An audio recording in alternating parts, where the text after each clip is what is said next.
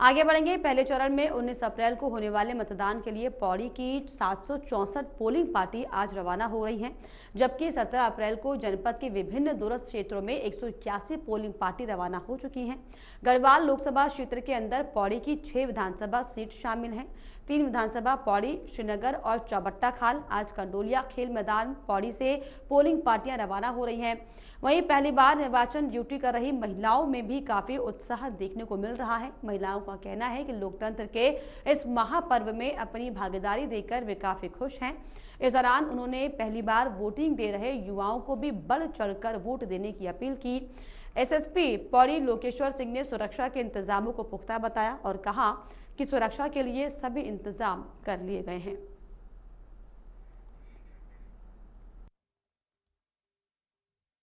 Sir, ये मेरी दूसरी बार ड्यूटी लगी है और मैंने पहली बार भी अपनी ओर से बहुत ट्रेनिंग ली थी और इस बार भी ली और मैं पूरे उत्साह के साथ आई थी कि मैं इलेक्शन में ड्यूटी दूंगी, पर मेरी रिजर्व में आई है।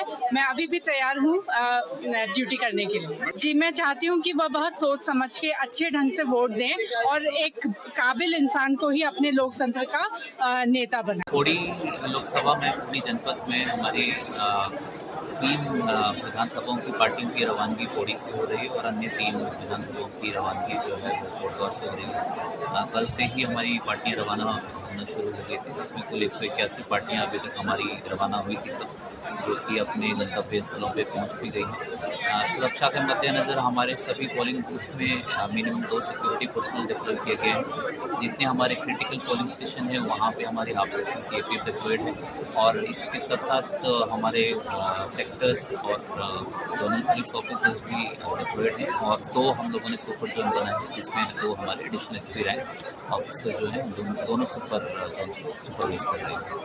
सर, ये काफी अच्छा भी है क्योंकि इसमें सीखने के लिए काफी चीजें हैं। हमने ईवीएम का प्रशिक्षण लिया है और सामान्य प्रशिक्षण भी लिया है, जिसमें बहुत सारी बातें बताई गई कि निर्वाचन किस हिसाब से होता है, उसकी प्रक्रिया क्या क्या होती है।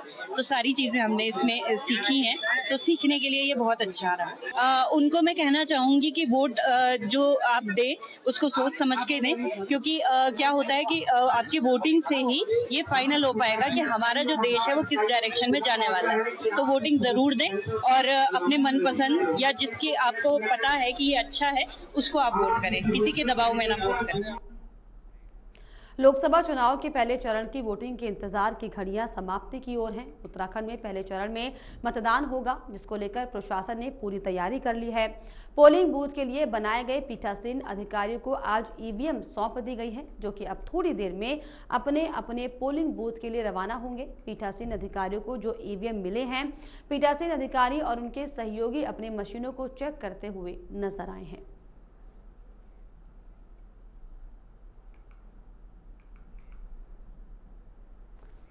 तो प्रशासन ने सभी जो तैयारियां हैं वो दरअसल पूरी कर ली हैं। पीठासीन अधिकारी को ईवीएम मशीन जो है वो सौंप दी गई है। पीठासीन अधिकारी पोलिंग बूथ के लिए जो है रवाना हो चुके हैं। आपको बता दें, कल 19 अप्रैल को जो है उत्तराखंड में पहले फेज में 5 लोकसभा सीटों पर मतदान होना है, जिसको लेकर प्रशासन ने सभी तैयारियां जो हैं वो पुख्ता तौर पर पूरी कर ली हैं।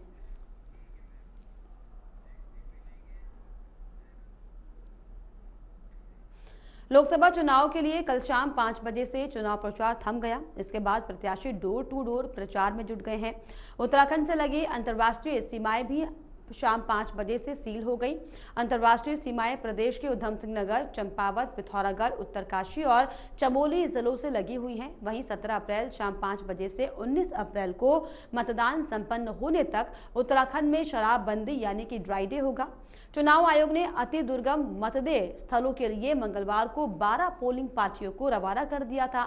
आज भी पोलिंग पार्टियां रवाना हुई हैं। चुनाव आयोग के मुताबिक इस बार अब तक 16 करोड़ से ऊपर शराब, नशा सामग्री, नकदी पकड़ी गई है। राज्य में 19 अप्रैल को सुबह 7 बजे से शाम 5 बजे तक मतदान होना है।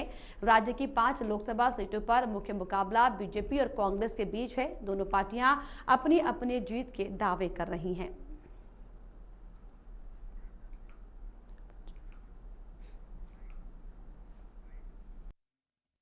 बहनों को ही वो काम दिया गया है और बहनें उसमें आगे बढ़ेंगी।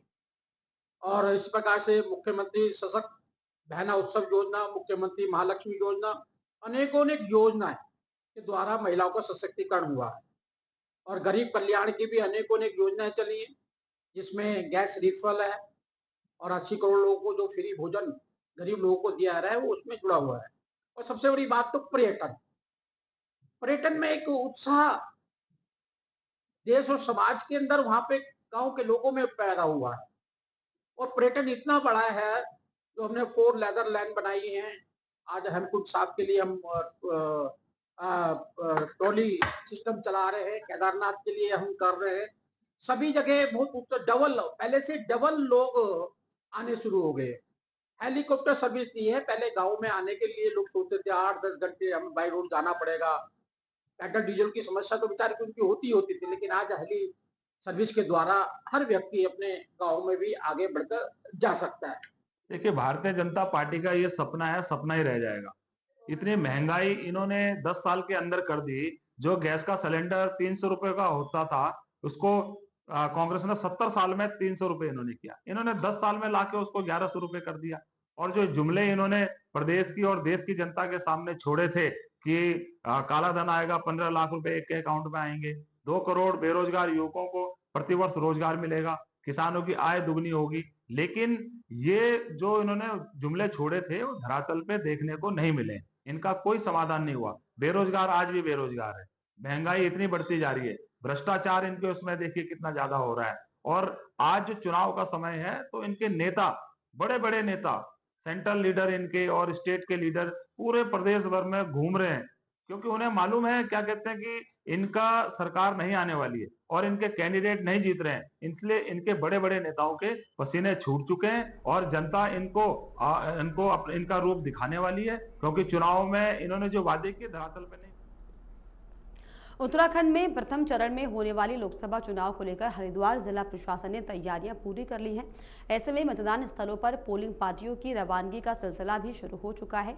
हरिद्वार लोकसभा सीट के लिए 19 अप्रैल को होने वाले मतदान को निडर और शांतिपूर्ण तरीके से संपन्न करने के लिए हरिद्वार जिला प्रशासन ने सभी व्यवस्थाएं चुस्त दुरुस्त कर ली है। बीते कल शाम 5 बजे चुनाव प्रचार का शोर थमने के बाद हरिद्वार पुलिस और प्रशासन ने सभी बॉर्डर को सील कर आने वाली वाहनों को चेकिंग सख्त कर दी। वहीं आज हरिद्वार से सभी पोलिंग पार्टियां मतदान स्थलों के लिए रवाना कर दी जाएंगी। इसके लिए भी विशेष सुरक्षा व्यवस्था की गई है और पुलिस विशेष सुरक्षा बल की निगरानी में पोलिंग पार्टियां अपने अपने गंतव्य की ओर रवाना होंगी। हरिद्वार के जिलाधिकारी धीरज सिंह गर्ब्याल ने बताया कि आज सुबह 8 बजे से ही पोलिंग पार्टियों को रवाना किया गया है।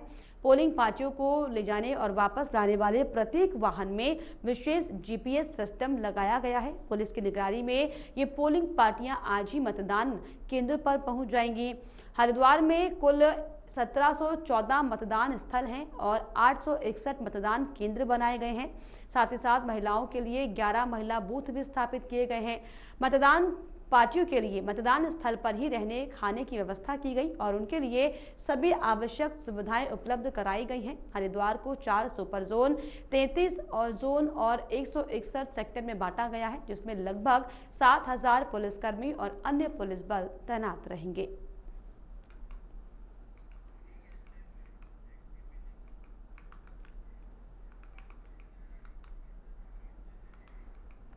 हरिद्वार लोकसभा चुनाव में सभी प्रत्याशी जीत के लिए जी जान से लगे हैं, लेकिन हरिद्वार लोकसभा सीट पर 3 पूर्व मुख्यमंत्रियों की प्रतिष्ठा भी दांव पर लगी है, क्योंकि कोई चुनावी मैदान में खुद डटे हैं तो किसी के कंधों पर चुनाव जिताने की जिम्मेदारी है। इसीलिए हरिद्वार का चुनावी समर तीनों पूर्व सीएम का राजनीतिक भविष्य भी तय करेगा। हरिद्वार संसदीय सीट पर 14 प्रत्याशी मैदान में किस्मत आजमा रहे हैं, लेकिन सबसे खास बात ये कि इस चुनाव में उत्तराखंड के 3 पूर्व सीएम के राजनीतिक कौशल की भी परीक्षा होनी है। इनमें एक बीजेपी के पूर्व सीएम त्रिवेंद्र सिंह रावत तो खुद चुनावी दंगल में है। दूसरे पूर्व सीएम और वर्तमान सांसद डॉक्टर रमेश पोखरियाल निशंक के कंधों पर भी बीजेपी प्रत्याशी को जिताने का जिम्मा है और वो इस सीट पर लगातार 2 बार सांसद भी रहे। तीसरे पूर्व मुख्यमंत्री हरीश रावत हैं, जिनके बेटे वीरेंद्र रावत कांग्रेस से चुनावी मैदान में हैं। पार्टी हाईकमान से बेटे के लिए टिकट लेकर आए पूर्व सीएम हरीश रावत पर भी कांग्रेस को चुनाव जिताने का भारी दबाव है। माना जा रहा है कि हरिद्वार सीट पर बीजेपी का प्रदर्शन रमेश पोखरियाल निशंक की राजनीति के आगे का रास्ता तय करेगा। उन पर बीजेपी प्रत्याशी पूर्व मुख्यमंत्री त्रिवेंद्र रावत की जीत पक्की कराने का दबाव है। त्रिवेंद्र सिंह रावत के लिए भी पार्टी की ओर से मिले इस अवसर को हर हाल में भुनाने का दबाव है। लंबे समय के बाद उन्हें ये अवसर मिला है और उनका प्रदर्शन उनकी भविष्य की राजनीति की दिशा तय करेगा। अगर कांग्रेस की बात करें तो पूर्व सीएम हरीश रावत का राजनीतिक भविष्य भी बेटे वीरेंद्र रावत के प्रदर्शन पर टिका हुआ है। इससे ही पूर्व सीएम रावत का कांग्रेस में राजनीतिक कद तय होगा। ऐसे में तीनों सीएम जीतने और जिताने के लिए चुनाव में खूब पसीना बहा रहे हैं। हालांकि अब देखना दिलचस्प होगा कि कौन से पूर्व सीएम की किस्मत इस हरिद्वार लोकसभा चुनाव में खुलती है।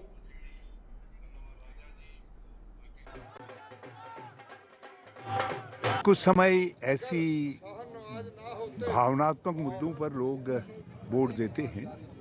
2019 का चुनाव भी और 2014 का चुनाव भी इसी तरीके के भावनात्मक मुद्दों पर हुआ था और इसलिए कांग्रेस या कांग्रेस के उम्मीदवार हारे। 2014 में मेरी पत्नी यहाँ से चुनाव हारी। लोगों ने उसके बाद 10 साल के लिए जिनको सांसद बनाया, लोग अब ये भी याद करते हैं कि उन 10 साल बनाम हरीश रावत के 5 साल का सांसद का कार्यकाल, जब दोनों की तुलना करते हैं तो पूरा हरिद्वार क्षेत्र के लोग अपने को बड़ा ठगा सा महसूस करते हैं, क्योंकि उनके लिए एमपी और एमपी की सेवा और उसके विकास को देखना मुश्किल हो गया। तो मैं समझता हूँ कि लोग परिवर्तन लाएंगे और भाजपा के बजाय कांग्रेस को भी यही बनाएंगे और कांग्रेस के सांसद को लाएंगे ताकि फिर से उनको 2009 से 2014 के तरीके का सांसद मिल सके, हरीश रावत जैसा सांसद मिल सके। ग्रामीण जनता को मैंने आश्वस्त किया है कि हम हरिद्वार लोकसभा के डेवलपमेंट के लिए, विकास के लिए कोई कसर नहीं छोड़ेंगे। चाहे हमारे किसान हैं, चाहे हमारे जो उद्योगों में काम करने वाले लोग हैं, या फिर हमारी शैक्षिक व्यवस्था है, रोजगार के लिए मैं पूरा प्रयत्न करूंगा, पूरी प्रयास और पूरा परिश्रम करूंगा, यहाँ की जो मूलभूत समस्या है उनका समाधान करूंगा। आज देखिए, हरिद्वार क्या पूरे देश में आज मुद्दा है बेरोजगारी का, मुद्दा है महंगाई का, मुद्दा है संविधान बचाने का। ये लड़ाई है विशेषकर हमारे संविधान को बचाने की, क्योंकि आज देश ऐसी ताकतों के हाथों में है जो कई बार अपनी मंशा जाहिर कर चुके हैं कि वो इस संविधान को बदल देंगे। तो हमको जो है इस संविधान को बचाना है। आज जो ये कहते हैं कि भाई हम इतने पार, वो साफ दर्शाता है कि उनकी मंशा क्या है। अगर पार्लियामेंट में पूरी तरह उनका कब्जा हो जाएगा तो निश्चित रूप से वो संविधान को बदल देंगे। लेकिन हिंदुस्तान की जनता जो है उनसे डरती नहीं है और निश्चित रूप से सब जो है राहुल गांधी जी के पीछे खड़ी है।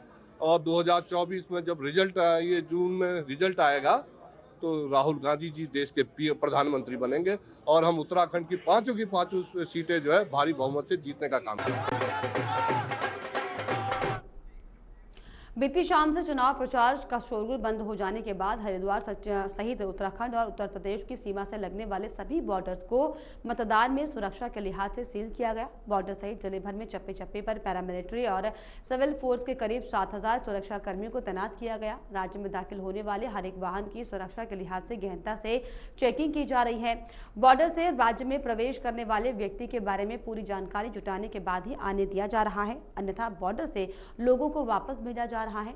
पुलिस सुरक्षा के लिहाज से तीसरी आंख का भी सहारा लिया जा रहा है। मतदान से 24 घंटे पहले उत्तर प्रदेश की सीमा से लगे बॉर्डर भी सील कर दिए गए हैं।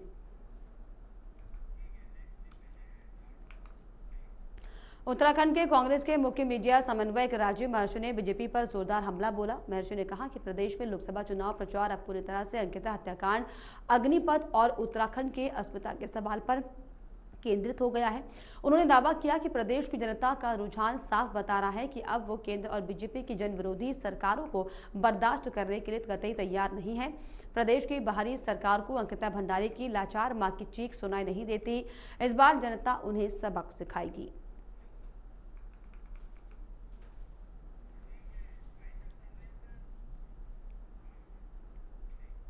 और इसी के साथ इस बुलेटिन में फिलहाल इतना ही। देश और दुनिया की तमाम खबरों के लिए आप देखते रहिए एमवी नेटवर्क।